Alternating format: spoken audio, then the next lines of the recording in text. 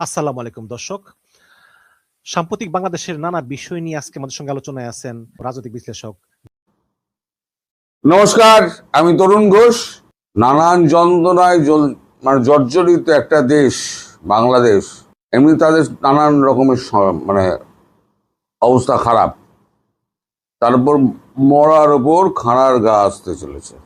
মার্কিন কংগ্রেসে একটা প্রস্তাব এনেছেন ডিক লরি, ডেমোক্রেটিক। তিনি প্রস্তাবটা এনেছেন যে এই যে খুন, সন্ত্রাস, তারপর ধর্ষণ এবং মৌলবাদের মাথাচাড়া দেওয়া, সব মিলিয়ে বাংলাদেশকে সন্ত্রাসবাদী রাষ্ট্র হিসেবে ঘোষণা করতে হবে। আমি দিন 15 আগে আপনাদের কাছে একটা ভিডিও প্রেজেন্ট করেছিলাম, সেখানেই বলেছিলাম যে বাংলাদেশ কিন্তু FATF এর আন্ডারে পড়তে পারে, ফাইন্যান্সিয়াল অ্যাকশন টাস্ক ফোর্স, যেটা মাঝে মাঝে পাকিস্তান ঢোকে, আবার মাঝে মাঝেই বেরিয়ে যায় পাকিস্তানে ওই জঙ্গিবাদ নিয়ে। তা এখানেও যা অবস্থা, তাতে এখন তো ট্রাম্প খুব চাপে আছেন। এক হচ্ছে ভেনেজুয়েলা নিয়ে বিতর্ক, দুই হচ্ছে ইউক্রেনের যুদ্ধ উনি দাবি করেও উনি থামাতে পারেননি, ভোটের আগে দাবি করেছিলেন 3 দিনে থামিয়ে দেবো।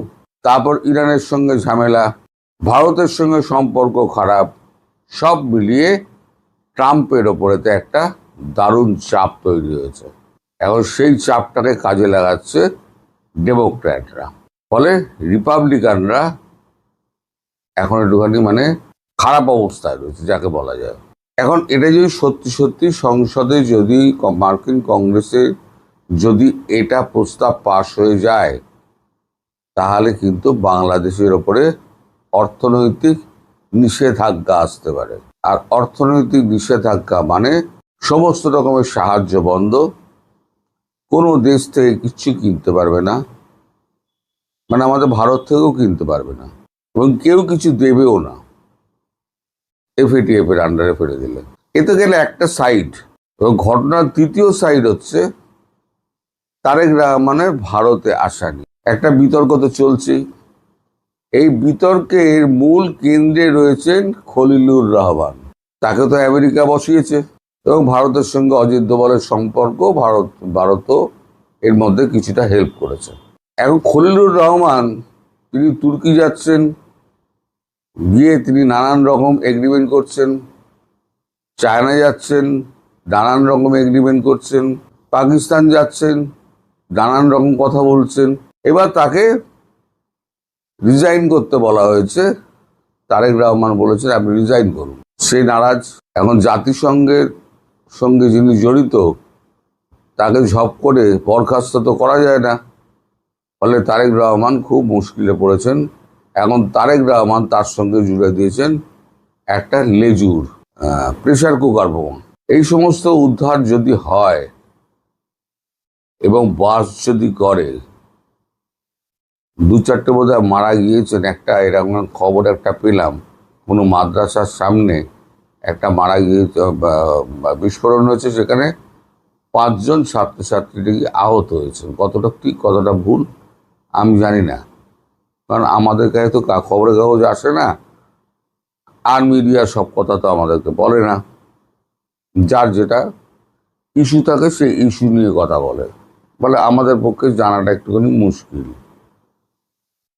কিন্তু এই সার্বিক পরিস্থিতির মধ্যে আমার মনে হচ্ছে পৃথিবীর ইতিহাসে বোধহয় এটা একটা প্রথম দেশ যেটা একটা উন্নয়নশীল দেশ থেকে 2 বছরের মধ্যে একদম অর্থনৈতিক দিক দিয়ে তলিয়ে যাওয়ার মতো অবস্থা। পৃথিবীতে আর কোনো দেশ নেই এত তাড়াতাড়ি 2 বছরের মধ্যে। আর এর প্রধান কারিগর তিনি হচ্ছেন ডক্টর মোহাম্মদ ইউনূস। তারেক রহমান কি তার বিরুদ্ধে কোনো ব্যবস্থা নিয়েছেন? কোনো ব্যবস্থা নেননি। তিনি প্রেসিডেন্ট হচ্ছেন না, তাহলে তার SSF তুলে নেওয়া হবে।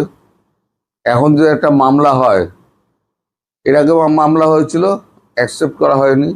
এবার যদি ওই হামে মৃত্যুর জন্য দায়ী এই ভদ্রলোককে যদি অ্যারেস্ট করা হয়, এই মামলা করা হয়, তাহলে কি তিনি অ্যারেস্ট হবেন? এর মধ্যে আবার শেখ হাসিনা বলছেন আমি ভারতবর্ষে ঢুকে যাব। সব মিলিয়ে তারেক রহমানের অবস্থা এখন খারাপ। তারেক রহমানের কিন্তু ভারতবর্ষে আসার কোনো রকম ইচ্ছেই নেই। আপনারা যতই দাবি করুন না কেন, আমি এখানে দেখিয়ে দিচ্ছি রণদীপ জয়সওয়াল কি বলেছেন। রণদীপ জয়সওয়াল বলেছেন আমরা চিঠি দিয়েছি, আমরা ওনাকে আমন্ত্রণ পত্র দিয়েছি, আমরা বিমস্টেকের সভাপতি হিসেবে আমন্ত্রণ পত্র দিয়েছি। এরপর ওই দিক থেকে মানে বাংলাদেশের দিক থেকে কোনো রকম সাড়া পাইনি। যখন সাড়া পাবো তখন আমরা ব্যবস্থা নেব। ওনার এটা আমি দিয়ে দিলাম।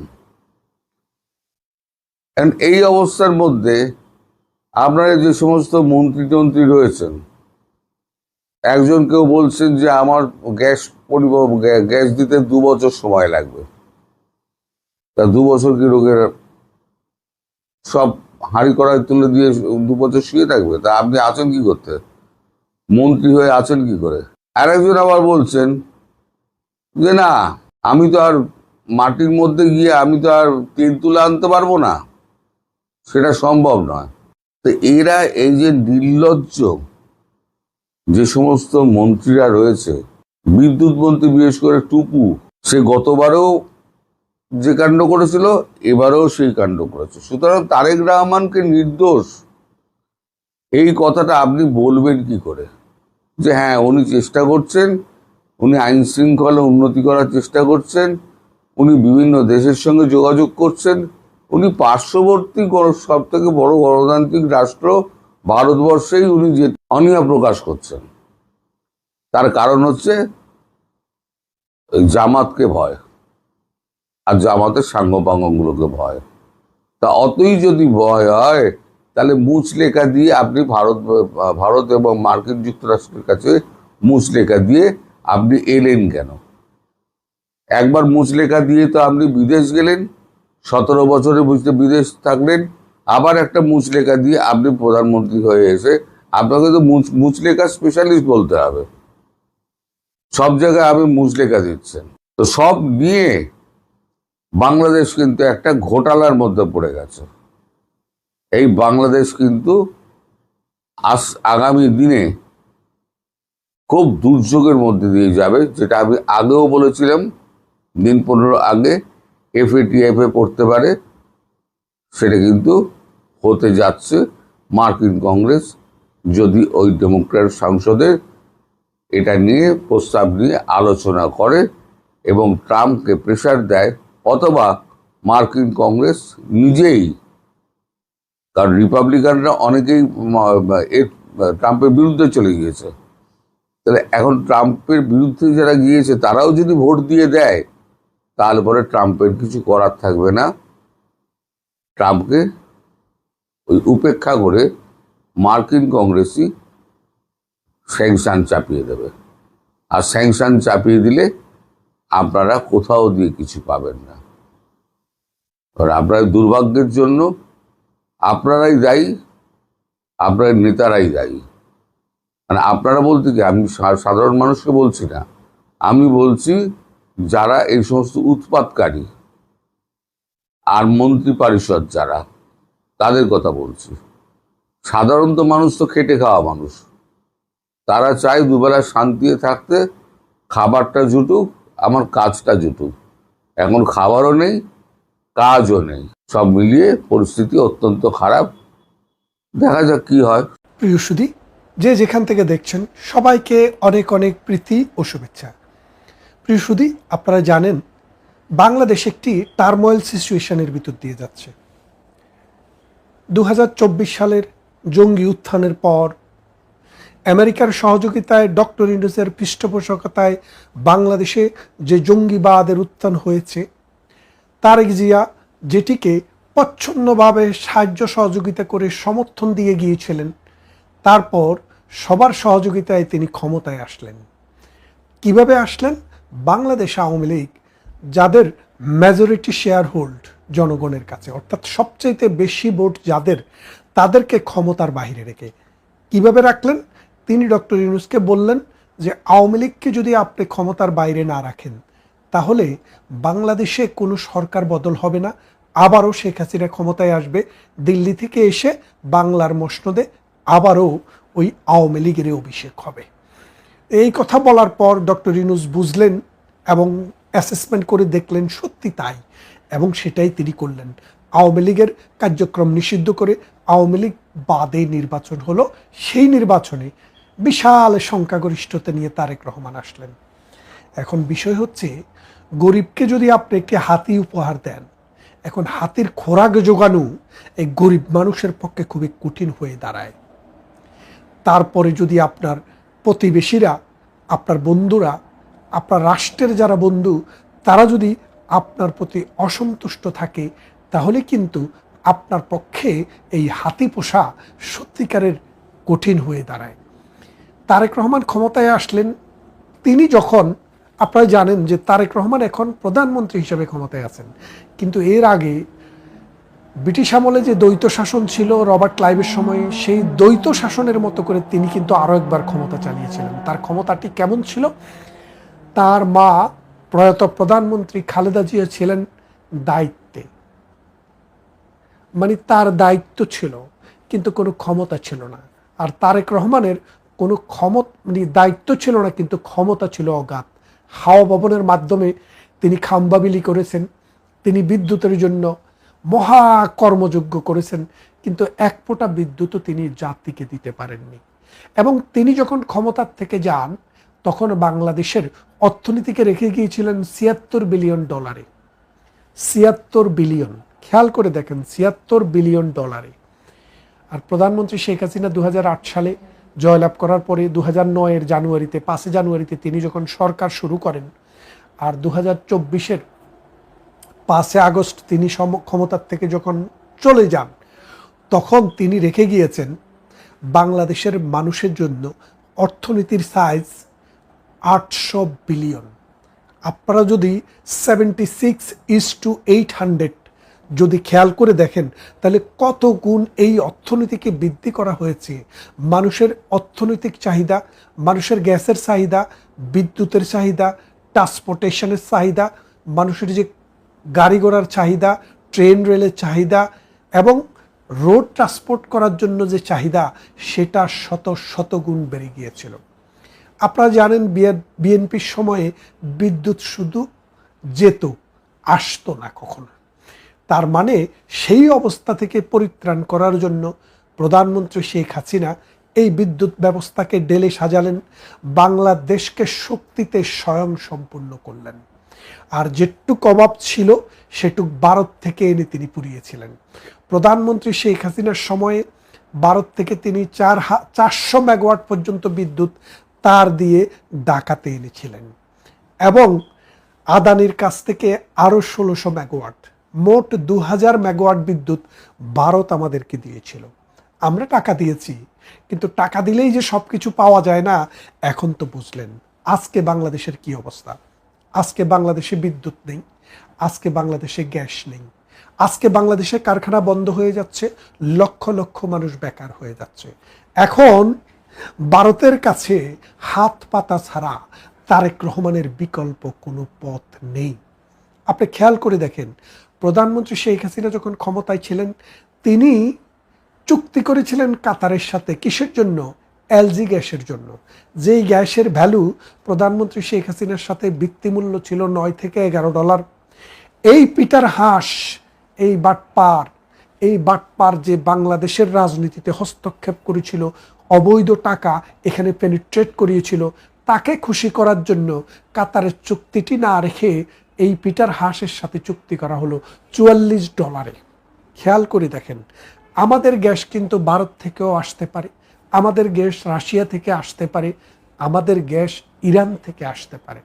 এখন খেয়াল করে দেখেন, ইরানের সাথে তাদের সম্পর্ক খারাপ, রাশিয়া তাদেরকে বিশ্বাস করে না, রাশিয়ার বিরুদ্ধে মিথ্যা অভিযোগ তুলেছে, ভারতের সাথে তারা চোখে চোখ রেখে কথা বলার প্রকল্প নিয়েছে, কিন্তু এখন চোখে চোখ রাখা তো দূরের কথা, এখন পায়ের কাছেও চোখ রাখতে সাহস করছে না। কেন?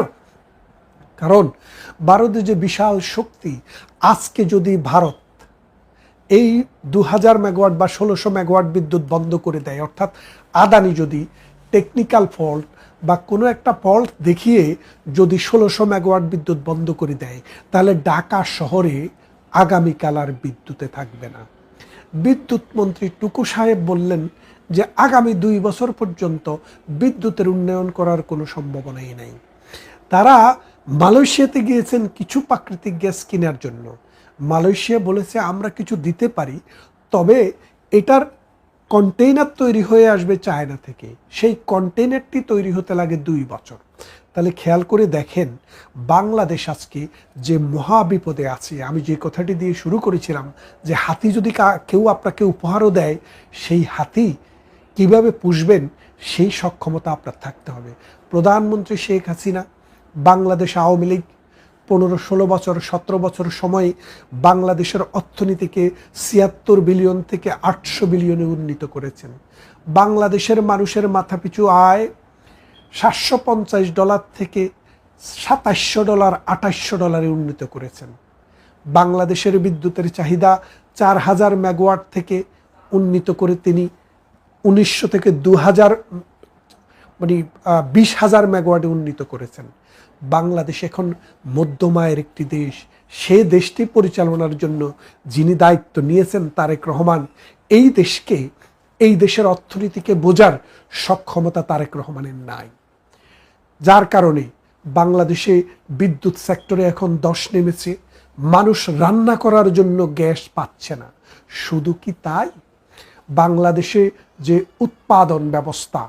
উৎপাদন ব্যবস্থার উপরে ভিত্তি করে আমরা $70 বিলিয়ন প্রতি বছর বিদেশ থেকে ফরেন কারেন্সি আমদানি করি, সেই উৎপাদন ব্যবস্থার প্রাণ যে গার্মেন্টস সহ অন্যান্য ফ্যাক্টরি, সেই ফ্যাক্টরিগুলো বন্ধ হয়ে যাচ্ছে গ্যাসের অভাবে, এবং অসংখ্য কর্মী বেকার হয়ে যাচ্ছে।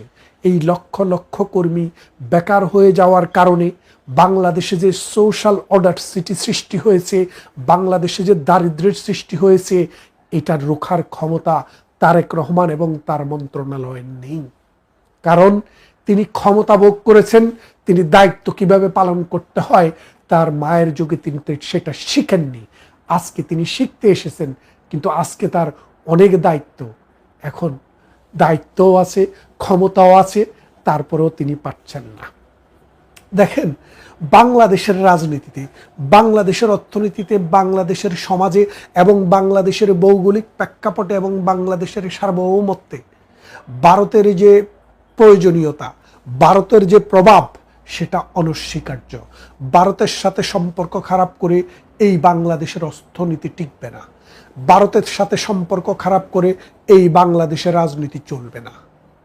আপনাকে বলি, বুড়া মানুষ দেখেন কতগুলা পারভার্টেড বুড়া আছে। এই বুড়া বয়সেও তার সেক্সুয়াল অ্যাপেটাইটটা খুব হাই, কিন্তু শরীরে শক্তি নেই। তখন সে কি করে জানেন? বায়াগ্রা খায়। তো বায়াগ্রা খাইলে শরীরে আগুনের মতো করে শক্তি আসে, আবার 5 মিনিট 10 মিনিট পরে এমনভাবে পইরা যায়, বাঁচবে কিনা সেটারও নিশ্চয়তা থাকে না। তো বাংলাদেশে যে রাজনীতি, বাংলাদেশে যে মৌলবাদী রাজনীতি, জঙ্গিবাদী রাজনীতি, বিএনপির যে রাজনীতি, সেটা হচ্ছে বায়াগ্রা খাওয়ার মতো। তাদের বিএনপির নেতাকর্মী, বিএনপির যে মার্কেট, সেই মার্কেটটা হচ্ছে মৌলবাদী, জঙ্গি এবং এন্টি ভারত সেন্টিমেন্টের মানুষ। এই এন্টি ভারত সেন্টিমেন্টের মানুষ 1971 সালে বাংলাদেশ চায়নি, এবং বাংলাদেশ একটি অসাম্প্রদায়িক চেতনার রাষ্ট্র হোক সেটি চায়নি। বাংলাদেশ সকল মানুষের, সকল ধর্মের, সকল ব্যক্তির হোক সেটিও তারা চায়নি। সুতরাং তারেক জিও সেটি চাইতে পারেন না। তারা ভারতের সাথে নানান দান দরবার করতে চেয়েছেন, শেখ হাসিনাকে ফেরত চান, অথচ শেখ হাসিনা নিজেই আসতে চায়। শেখ হাসিনা ভারতে বন্দী নয়।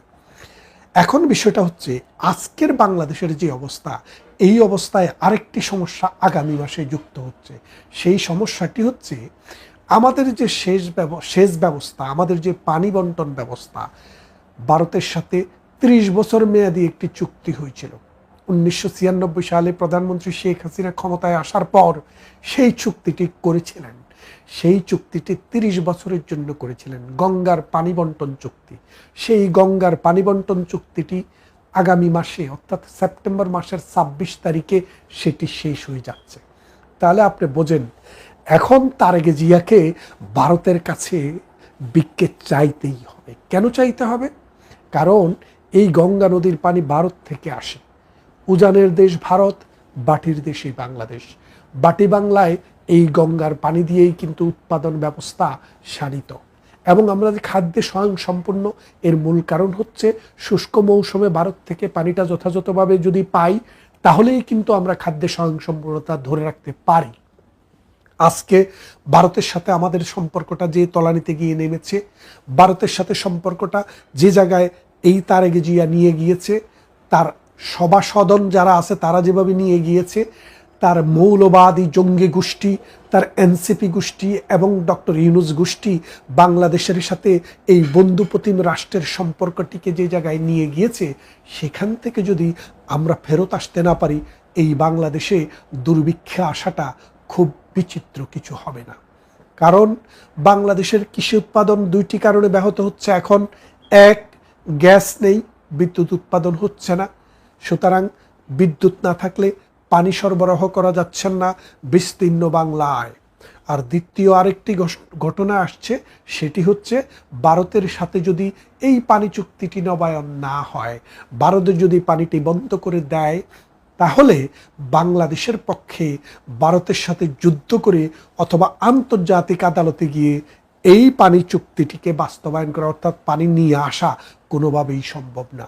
তাই এখন রাষ্ট্রকে বাঁচাতে হলে তারেক জিয়াকে, তারেক রহমানকে ভারতের সাথে চোখে চোখ রেখে নয়, চোখটা পায়ে রেখে কথা বলতে হবে। তা না হলে এই বাংলাদেশ, এই রাষ্ট্র, এই সমাজ শেখ হাসিনা বা আওয়ামী লীগের বিরুদ্ধে যেই রকম আন্দোলন তারা গড়ে তুলেছিল আমেরিকার টাকা দিয়ে, এখন আমেরিকার টাকা লাগবে না। বাংলার মানুষে তাদেরকে ক্ষমতার থেকে টেনে হেসড়ে নামাবে এবং মৌলবাদী জঙ্গি গোষ্ঠীর যে সদস্যরা রয়েছে তাদেরকেও এই দেশ থেকে পাকিস্তানে পাঠানোর এই জনগণের ব্যবস্থা করবে। কেননা এই বাংলাদেশের মানুষ 30 লক্ষ মানুষ রক্ত দিয়েছে, 2.5 লক্ষ নারী ইজ্জত দিয়েছে এবং 1 কোটি মানুষ ভারতে দেশান্তরিত হয়ে গিয়ে 9 মাসের সংগ্রামের ফলে এই স্বাধীন বাংলাদেশটি স্বাধীন হয়েছে। এই দেশের একটি সংবিধান রয়েছে, এই দেশের একটি সোশ্যাল একটি কাঠামো রয়েছে, এই দেশের সংস্কৃতির একটি কাঠামো রয়েছে। এই তারেক জিয়ার সরকার, তার জঙ্গিবাদী বন্ধুদের সরকার এই দেশের মাজারগুলা ভেঙে দিয়েছে, এই দেশের মানুষকে কবর থেকে তুলে হত্যা, আবার পুড়িয়ে লাশকে হত্যা, দ্বিতীয়বার হত্যা করেছে। দীপু দাসের মতো হিন্দু বলেই তাকে হত্যা করা হয়েছে। সুতরাং আপনারা বুঝতেই পারেন যে এই দেশ এখন ভারতের সাহায্য যদি না আসে, তাহলে এই দেশ অনিবার্যভাবে পতিত হবে অন্ধকার গহ্বরে।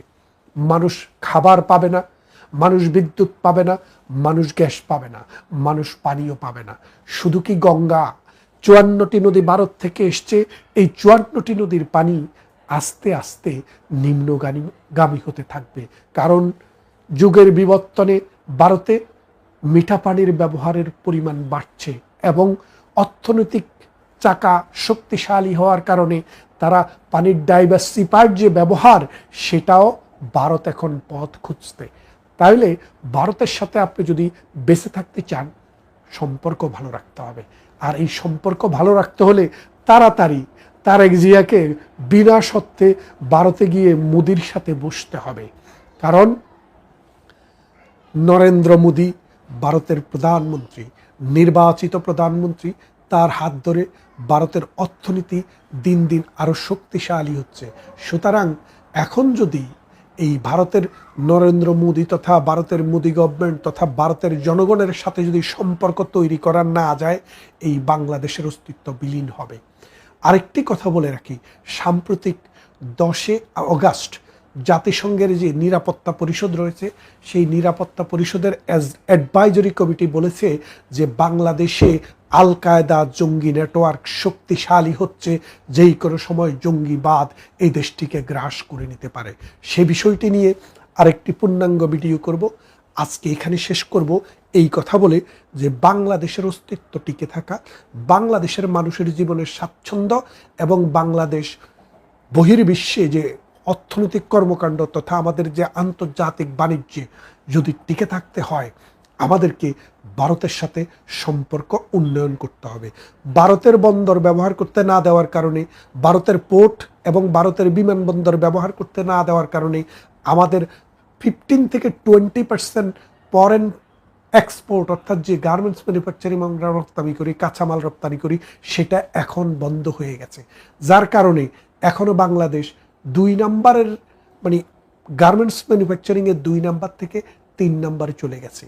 আসুন আমরা এই দেশটিকে টিকানোর জন্য, এই দেশের জন্মের সাথে ভারতের সম্পর্ক, সুতরাং এই দেশের অস্তিত্বের সাথে ভারতকে বাদ দিয়ে অন্য কিছু যদি চিন্তা করা হয় সেটি বুমেরাং হবে। এবং ভারত যদি পাশে থাকে, আপনি সারা পৃথিবীকে পাশে পাবেন। আর ভারতকে যদি পাশে না পান, পৃথিবীর কেউ আপনার পাশে থাকবে না, শুধু পাকিস্তান আর জঙ্গি গোষ্ঠী ছাড়া। ভালো থাকবেন, কথা হবে অন্য কোনো ভিডিওতে, অন্য কোনো ইস্যুতে।